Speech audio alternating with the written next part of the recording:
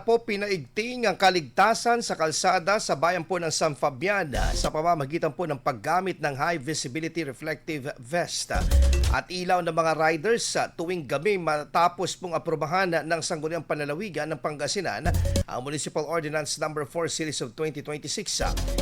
Ayon sa ordinansa, kinakailangan magsuot ng reflective vest ang mga gumagamit ng motorsiklo at tricycle habang ang mga nagbibisikleta naman, e-bike at e-trike riders ay dapat gumamit ng reflective vest at high visibility lights o yung high visibility lights habang bumabiyahe mula alas 6 ng gabi hanggang alas 6 ng umaga.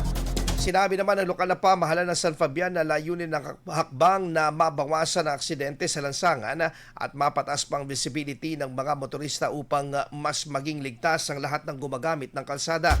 Matatandaan na mahigpit din ay pinatutupad ng otoridad sa buong lalawigan ng Pangasinan ang paggamit ng mga tricycle drivers, motorcycle drivers at bikers ang pagsusot ng reflective vest upang maiwasan ang mga aksidente, lalo na sa mga pangunahing kakalsadahan. IFM News. IFM News. IFM.